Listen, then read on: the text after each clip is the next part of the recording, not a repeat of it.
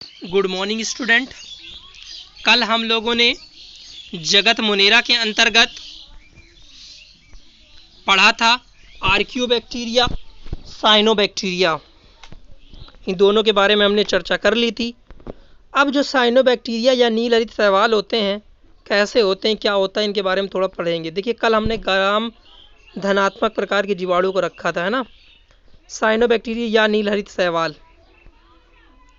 ये ग्राम निगेटिव यानी ऋणात्मक एवं प्रकाश संश्लेषी जीवधारी होते हैं। इनमें संचित भोजन साइनोफाइसिन, ये नाम याद रखना है, जो भोजन का प्रकार है, साइनोफाइसिन के रूप में पाया जाता है।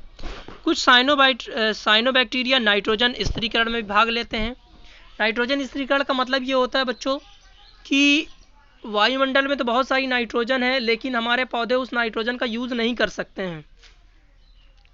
जब उस नाइट्रोजन का यूज़ नहीं कर सकते तो हम लोग जो है पांस वगैरह, खाद वगैरह डालते हैं और उससे उसको नाइट्रोजन मिल जाता है। जबकि वायुमंडल में बहुत 78% नाइट्रोजन है, लेकिन फिर भी उस नाइट्रोजन का पौधे यूज़ नहीं कर सकते क्योंकि ये ज़मीन की नाइट्रोजन का यूज़ करते हैं। अब ये एक बैक्टीरिया है, ये वायुमंडल की नाइट्रोजन क्या करता रहता है, ज़मीन में मिलाता रहता है। तो जब ज़मीन में मिल जाएगा तो नॉर्मल सी बात है ना कि ज़मीन की उर्वरक शक्ति बढ़ेगी। तो जो ग्राम निगेटिव जो एवं प्रकाश संश्लेषी जीवधारी होते हैं, यानी जो ग्राम निगेटिव वाले हैं वो क्या हैं, प्रकाश संश्लेषी हैं। ठीक है बच्चों, इनमें संचित भोजन साइनोफाइसिन के रूप में पाया जाता है। कुछ साइनोबैक्टीरिया नाइट्रोजन स्थिरीकरण में भाग लेते हैं। जैसे कौन कौन से हैं, नाम याद रखना है, नाइट्रोजन स्थिरीकारक बैक्टीरिया कौन कौन से हैं। एसिलेटोरिया, नॉस्टॉक, एनाबीना, ये बहुत इंपॉर्टेंट है, एनाबीना, नॉस्टॉक, ये बार बार पूछे गए हैं बच्चों। और साइटोनीमा, ये आपके इंपॉर्टेंट बैक्टीरिया हैं जो वायुमंडल की नाइट्रोजन का स्थिरीकरण का काम करते हैं। अब ये समझ लीजिए, देखिए दो नामों से जाना जाता है, साइनोबैक्टीरिया या नील हरित शैवाल। शैवाल वैसे पादप जगत में आते हैं, लेकिन ये नील हरित शैवाल हैं जिन्हें साइनोबैक्टीरिया कहते हैं, इसलिए इनको मुनेरा में रखा गया। नहीं तो जितनी काई है उन्हें ही शैवाल बोला जाता है और उन्हें हम लोग पादप जगत में पढ़ते हैं। ओके बच्चों, आगे देखिएगा। जीवाणु कोशिका में जनन, अलैंगिक, द्विविखंडन, अंतःबीजाणु, मुकुलन, कोनिडियाई, अस्पष्ट लैंगिक यानी संयुग्मन स्थानांतरण प्रकार को। देखो, मनुष्य है, मान लो या कोई जंतु है, तो वो लैंगिक संबंध स्थापित करता है अपनी संतानों को बढ़ाने के लिए। लेकिन ये जो जंतु है, ये जो बैक्टीरिया है, ये क्या करता है, कौन सा जनन, अलैंगिक जनन। अलैंगिक जनन का मतलब होता है एक ही शरीर के अंदर जनन हो जाएगा, दूसरे की जरूरत नहीं पड़ेगी। अब इस अलैंगिक जनन के लिए कौन कौन सी विधियां अपनाता है, अगर आप याद हो तो क्लास 10th में आप पढ़ चुके भी हैं। द्विविखंडन, द्विविखंडन के द्वारा एक जीवाणु दो भागों में बढ़ जाएगा। अंतःबीजाणु, इनके बीजाणु जो बनेंगे।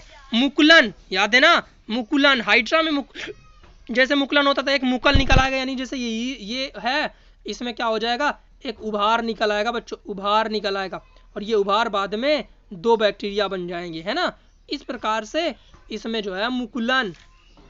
मुकुलन के बाद कौन सा है, कोनिडिया, कोनिडियाई बनाते हैं, इनमें मतलब छोटी छोटी कोनिडिया बनते हैं, बीजाणु जैसे बनते हैं।